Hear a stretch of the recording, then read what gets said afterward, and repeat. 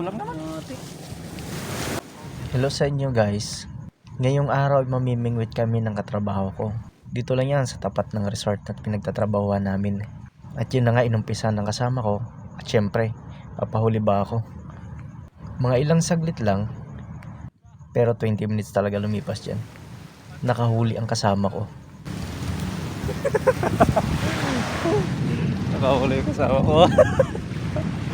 Ganyan din yung nahuli ko dati. Pwede sa pawain. So unang beses yan makahuli, kaya naman tuwang-tuwa kami. At medyo may kalakihan pa ito. Mas malaki lang ng konti sa daliri. Ayos din ah. At least nakahuli ka na. O naranasan mo na. At syempre, papatalo ba ako? Ginamitan ko ng matinding teknik. Iba't ibang anggulo at iba't ibang posisyon.